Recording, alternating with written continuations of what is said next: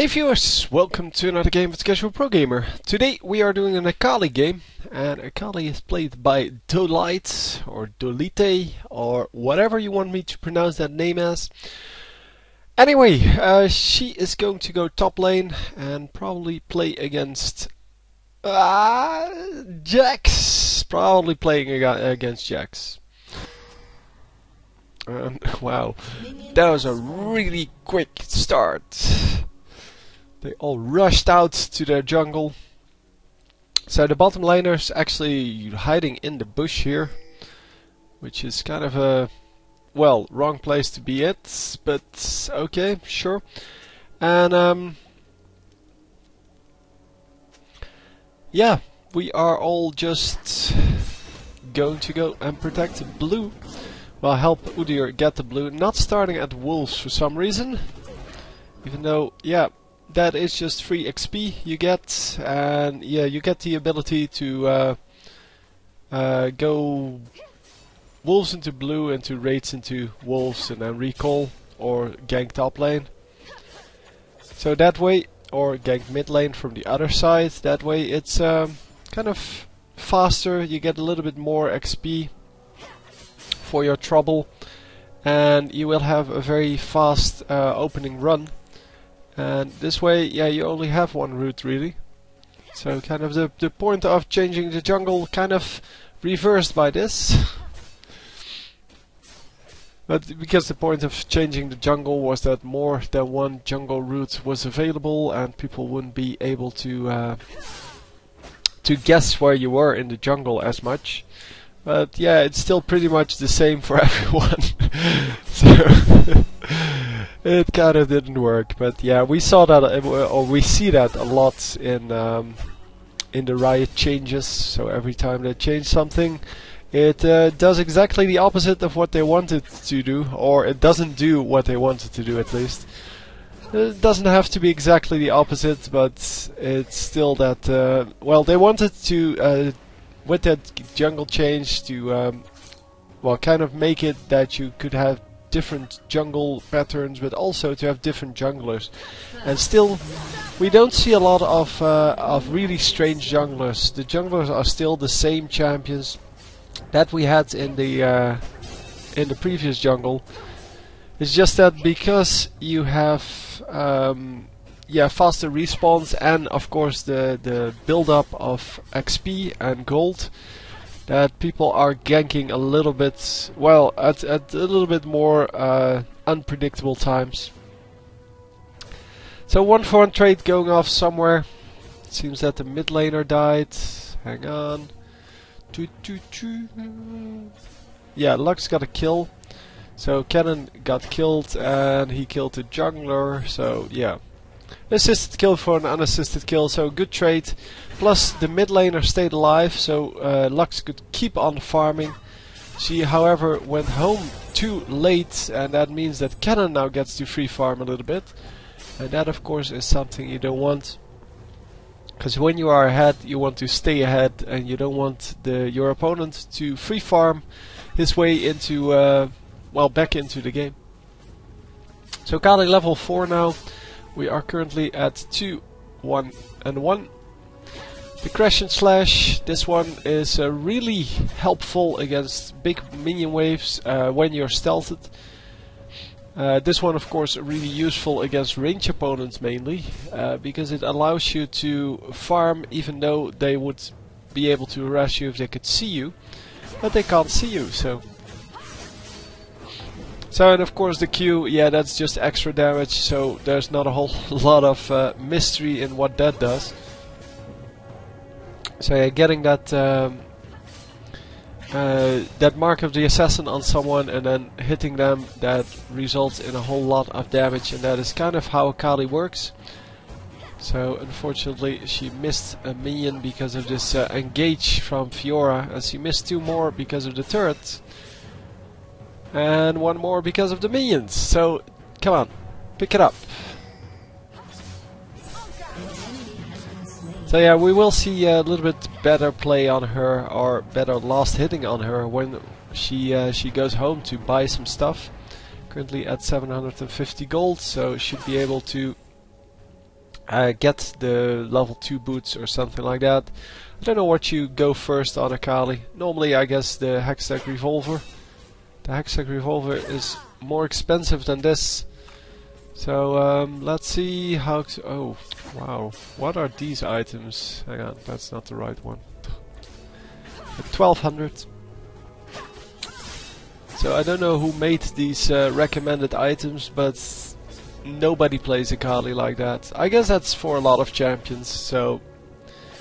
Would be great if they stole some other things from, for example, Heroes of New Earth, because this game is stolen from all kinds of different sources.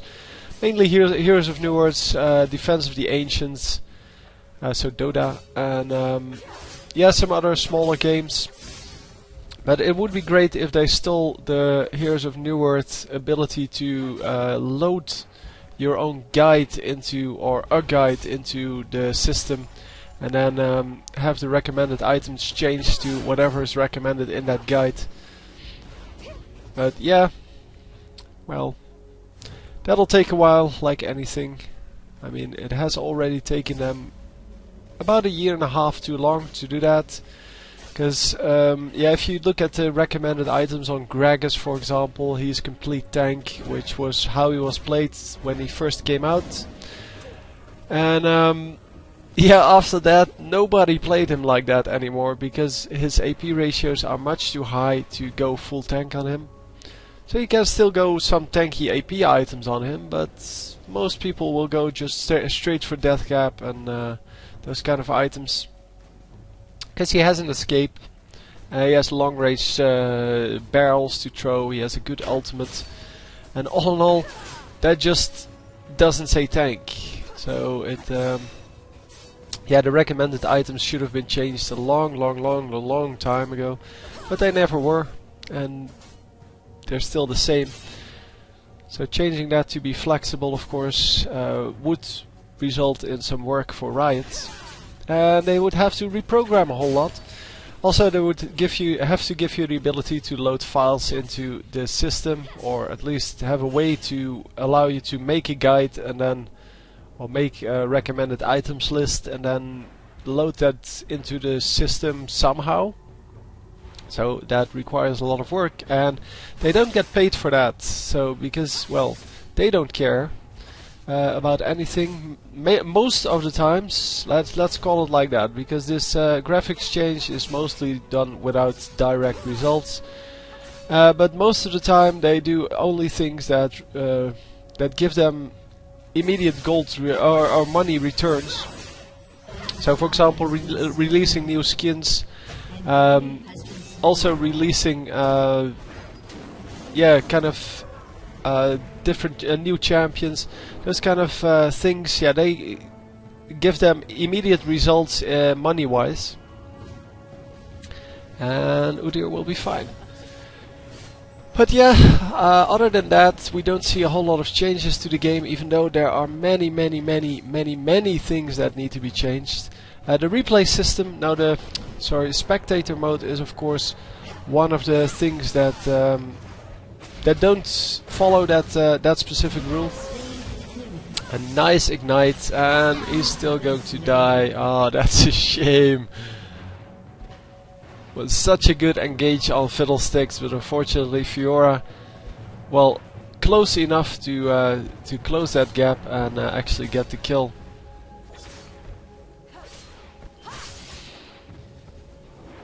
And yeah, that means that these minions are going to push in a little bit. Udyr are going to pick up one of them. He missed 2 out of the 3. That's pretty impressive. An ally has been slain.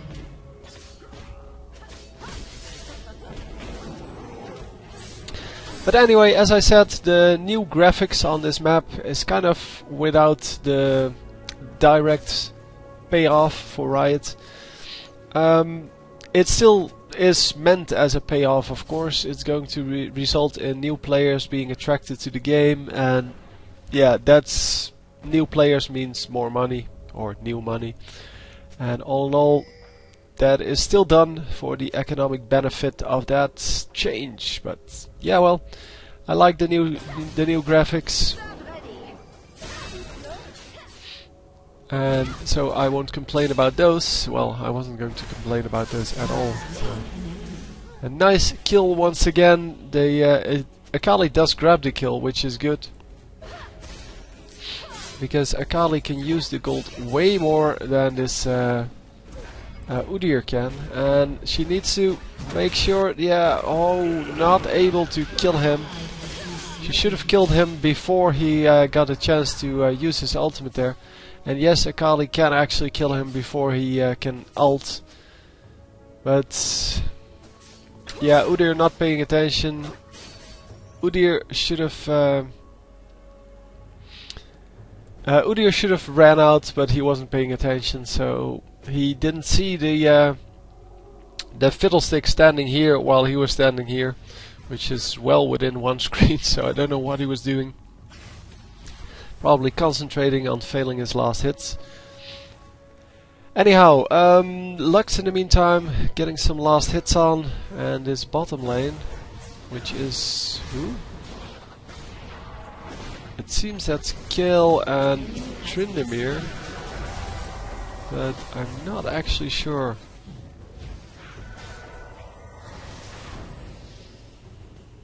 Nobody dying yet.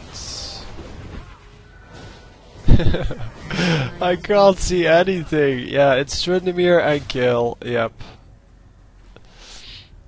It's so. I'm so glad there's spectator mode on these replays nowadays. This is a little bit older replay, so I didn't expect this to have spectator mode on it. But I still had it on my hard disk, and I thought, well, let's cast an Akali game. So for those of you wondering, because a lot of people have been asking me, and yes, I did say that in the last video as well, for those of you that saw that one, a lot of people have been asking me, what champions do you want me to play for you?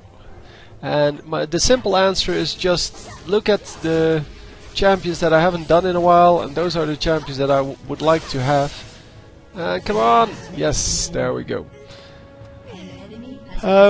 Yeah, I don't really mind having any champion, but I get a lot of the same champion. So I have like 5, 6, 7 champions that are played over and over and over and over again. And those are the champions that I get a lot. Also, those are the champions that I recently cast, mainly. But there are almost 100 champions out. So it's kinda strange that only 7 of them actually, or well, are the main ones that are sent to me. So obviously nobody plays Evelyn anymore. That's kind of obvious. But there are a lot of champions that I haven't seen in a while. Yeah, just go look. If you have a champion that you play regularly, just go look on my channel and search my channel for when the last one was. Last of those games. Every game has a number. This is number 341, I believe. It's in the description. There's a number there. So if you search my channel for well, for the champion you normally play and just or like to play, and you just see that the number is like 250, then you know that it hasn't been on here in a while. So that's how you do that. It's easy enough. And yeah, if you then send me that champion and you say in the title that I haven't done that in a while, yeah, something like that. I mean, you'll manage. I'm sure you can make a title that allows me to see that I haven't done that champion in a while. Well, most of the time I will recognize it, because if I see, I don't know, Kale, for example. I haven't done Kale in a while. It's not super long ago, but it's been a while. And so if I see a Kale game, I will probably pick it over another Vayne game, or well, all of the bottom laners are almost the same kind of style of play. Doesn't mean you can't send them. It just means that it's kind of, yeah, like the Graves games. because now Graves has come out. No, not Graves. Come on. Draven has come out. I keep messing up these two names. I don't know why. They're not even... Well, they're not even the same. Or similar. Yeah, Draven has just come out, and because of that I've done a lot of Draven games. And yeah, because Draven plays kind of the same as any other AD. There's someone here, I think. I think I saw someone over here. They think that too, so... Okay. No. Nobody here, or nobody here anymore. I don't know, one of the two. But I saw something, but it may have also been the shadow just changing, the fog of war just changing. But anyhow, yeah, that's kind of the standard rule. If I haven't done them in a while, those are the champions that I would like to see. And especially the champions that you're good with. So don't go play a champion just because it's... Well, you can. But just because it's hasn't been on my channel for a while. But yeah, if you get a good game with them, sure. An interesting game. An interesting game is not so much you have to go 20-0. It means that you show us something that is well, that allows us to see the champion's potential, and even in one scenario that would be good. Obviously, if you get a 20-0 gameplay that is fun to watch, so that's not a complete stomp, it's still cool. So if you go 20-0, but one of your allies goes 0 and 20, then yeah, it might still be an interesting gameplay. And yes, the last Vygar game I did had that. He had something like 18 kills, and the Twitch on the team had something like 17 deaths. So you can see how that balances out, of course. That was a completely ridiculous game. Man, that was ridiculous. Enemy killing spree. Anyhow, that was a very nice game to cast. It was... Yeah. I haven't seen a game like that in quite a while. And... yeah, if you have a game like that, so a nice game, as I said, an interesting game, whatever that means, just let me know. Just send me an email with the game. And my email address, for those of you who don't know, is casualprogrammer@hotmail.com. It's pretty easy to remember. It's also in the video, as well as are all the instructions on how to record a game and how to send me a game with the proper formatting in an email. They're all in the video that's on my channel page, so youtube.com/casualprogamer. And you should go to featured videos immediately if you go there. But if you don't, there's a tab with featured videos, and just go visit that. There's a video, it will automatically start. It's called something like how to send a game or replay. And yeah, I'm pretty sure you can find it, because most people can, and it gives you instructions on how to name your replay, how to title your email, so that I will actually be able to pick it out. Because if you don't, then I will probably not see the replay. Well, I will probably not open your email, and yeah, that's because I get a lot of spam. And yeah, please check whether you have the replay attached and whether it's the correct replay, because I get a lot of replays that aren't correct, and I get even more emails that don't have the replay attached. So I always send you an email if the replay hasn't been attached. But if it's the wrong game, that just sucks for me, because then I will do 20 minutes of cast and then I realize, yeah, you said there was a epic Baron steal, but so far you're losing pretty hard and there is no Baron steal. For example. I mean, or you say, yeah, I'm doing 20-0 and you're already 0-5. So, yeah, I've had some crazy stuff happening. And of course, yeah, as I said, don't forget to look if you actually attach the replay, because there's nothing worse than getting an email that says epic pentakill at 15 minutes in and then no replay, and then I send you an email back like, dude, you forgot to attach the replay, can you please send it to me? And yeah, then someone will have deleted the replay thinking that they already sent it to me, and yeah, the game is lost forever. So Kale going really low because, well, it's kind of a poke war at this moment. It's not really super interesting. Both teams still getting a lot of minions, fortunately. And Akali especially getting a lot of these minions. But it's kind of time that everyone just backs off, goes to their own lanes, because Akali has 98 minions, and then Udyr has a lot, but for the rest, yeah, 64, 60, that's not a lot. That is not enough, in fact. Everyone just needs to back off, go back to their lanes, and just farm up. You need way more farm to make this work. Because nobody has even their first big item. Well, I guess Akali has the first big item. With the 4 kills, I guess you can afford a Rylai's Crystal Scepter. And yeah, I guess this Rage Blade is kind of one of the first items. 2 Rage Blades. You don't see the Rage Blade a lot anymore. It's still a good item. There's nothing to be said for that, but it's just that you don't see it a whole lot anymore. So I sincerely hope that they will actually go back to the lanes at some point, because otherwise this is going to happen all the time. Oh, lots of damage going down with that cannon ult.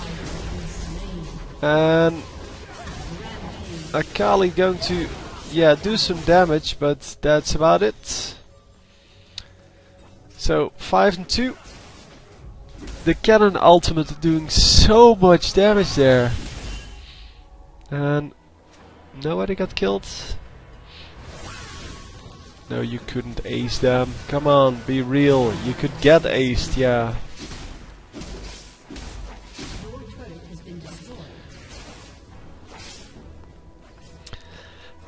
Anyway,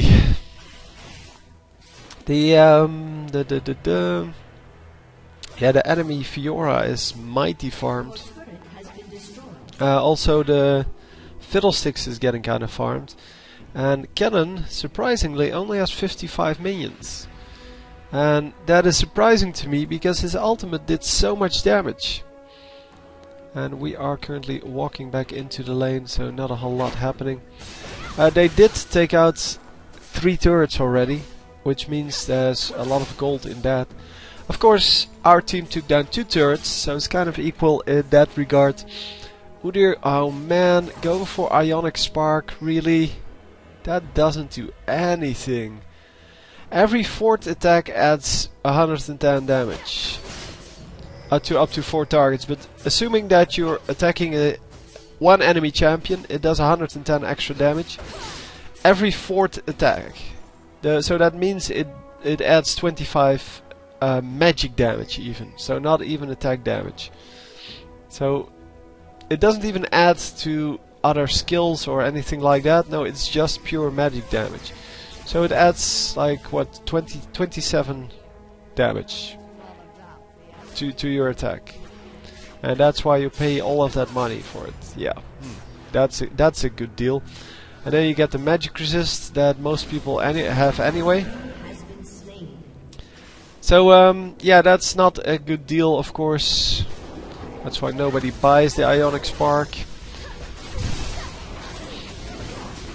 And that kind of that's kind of caused by the inability to tune. Well, no, to balance items, which is really not that difficult, but most of the items will be either under or overpowered, and therefore you only have one build for each champion. And as I said earlier, most of the AD carries will have this similar build, and a nice kill there by Akali and Lux. Unfortunately, Lux could not save the Akali, but they do get the cannon there. So I guess that's still worth it. Kind of worth it. Going to fast forward a little bit. They're going to assault his turrets, and oh wow, the Fiddlestick's actually allowed to ult in there. And yeah, the fantastic thing is that Kayle still has her ultimate up. That is just fantastic.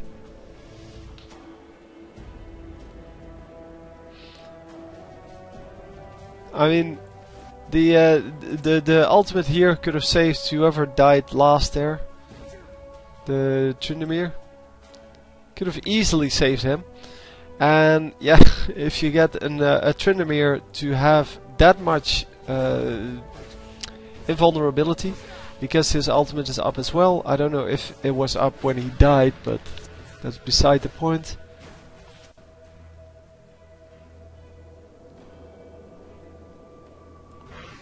It's just that it's kind of, yeah, not great if you have a Kayle ult and you don't use it. Anyhow, we're going to see what Akali is up to now. It is 6-3, or she is 6-3. Overall teams 18-18. So who is doing badly? Tryndamere, obviously. Tryndamere going for Zeke's Herald. Okay. It can work, but it's more of a support item. So I would like to have seen it on Kayle instead. And we are going for a little bit of poke here. They need to just back off from this turret a little bit, go over here somewhere. Or just go around the back, just go try to kill them. Well, yeah, he tried that, but apparently they were in this bush instead of in the one in the bottom. Oh no, no support! Come on! Support him! Get him already! Oh, the shield going off just in time. Yeah, that was Fiora's mistake for ulting him. And because she ulted the Udyr and the Udyr ran out, she took a few tower shots and there was no way she was going to get out. And yeah, that is the bad thing of your ulti, because it takes forever to complete. It takes like 2 seconds to complete, which is forever in this game. Come on, get them! No, get the fiddle! Nobody got the fiddlesticks. Oh man, they all group up when the enemy has 2 AoE ultimates.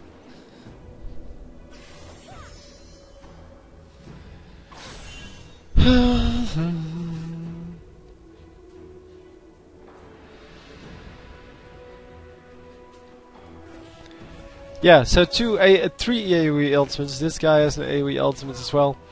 And they still group up all the time. So you're kind of asking for getting killed. So I'm guessing here what's going to happen is they're going to, if they're going to win, I'm assuming they're going to win here. But they are going to kill the fiddlesticks and the cannon. And or the cannon, it doesn't even matter which of the two.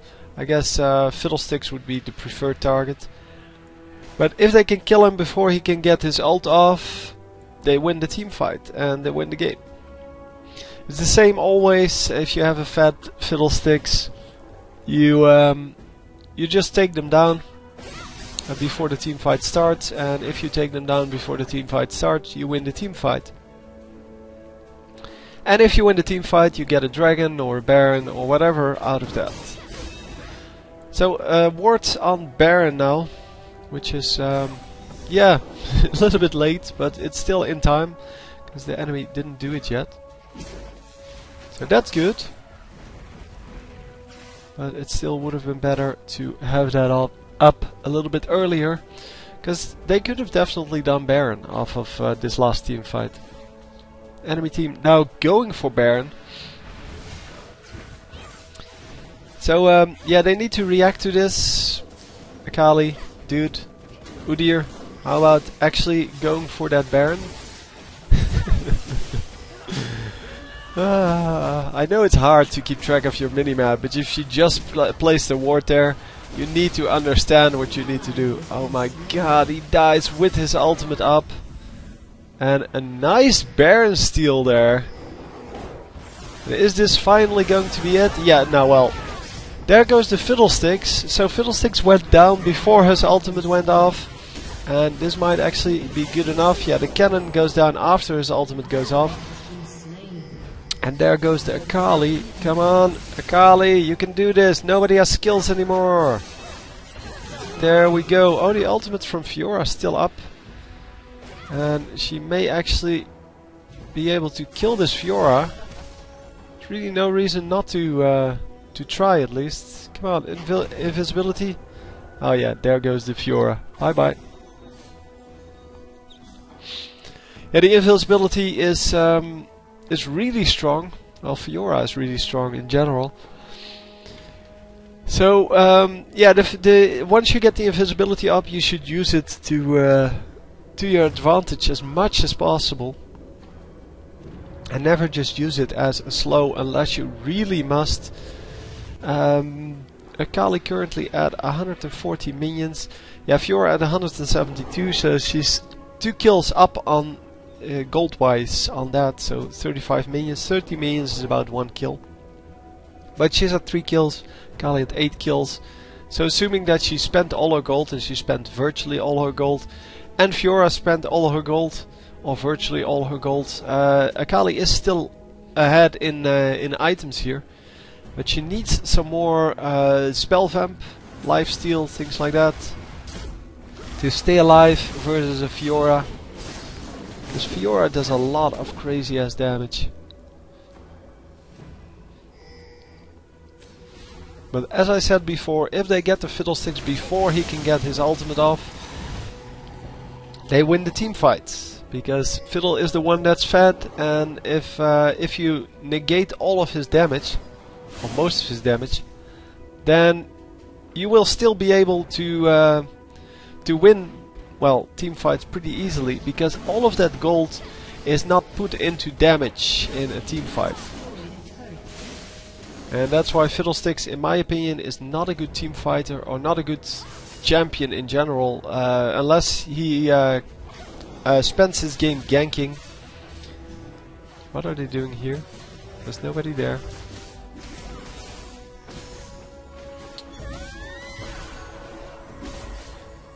Yeah, lots of damage going down from that that Lux ultimate.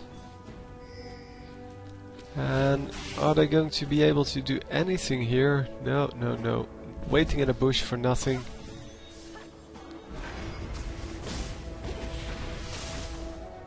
And yeah, there goes the team fight. Come on, get the right champion every time.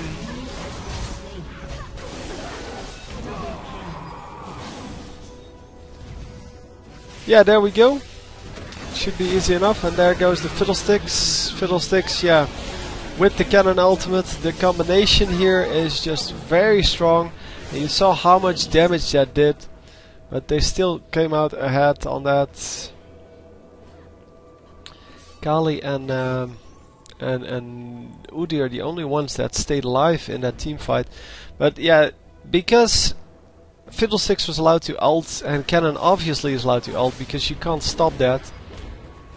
That's an instant ult, so can't really stop that. But because he was allowed to ult and Cannon was allowed to ult over that, they lost 2 or 3 champions in that. 3 champions actually to that ultimate. And because all of them have the same death timers.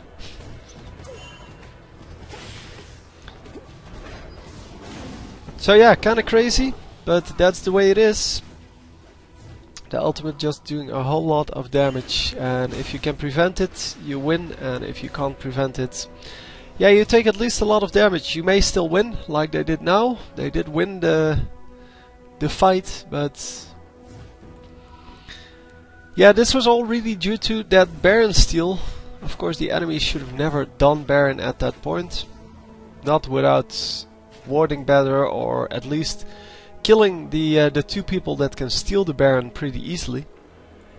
Which are the jungler which I forgot who that was. Oh, that's Udyr. And the Lux, because Luxor's ultimate steals a lot of stuff. It's a lot harder for Akali, for example, to steal the Baron. Or for Tryndamere. Though they still can, but if you smite it correctly, it's very hard to do. Akali can of course come in with her invisibility and snipe it that way. Well, just attack the champions until they back off and then kill the Baron. But the invisibility takes quite a long time. Here it's 8 seconds.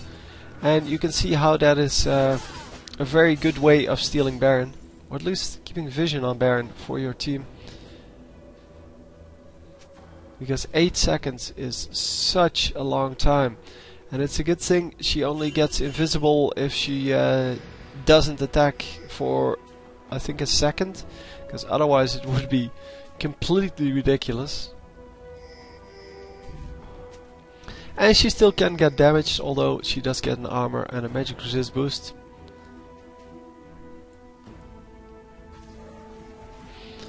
So the enemy ward timing out over here. They do place a new ward. For some reason not taking that out. Could have easily taken that out. Are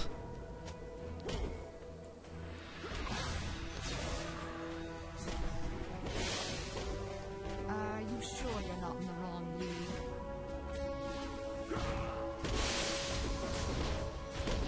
So yeah, the kind of an assault going on here. It's not really interesting to watch. I'm sorry about that, but I can't really change the way people play. Well, I'm trying to, but I can't. Well, not directly anyway.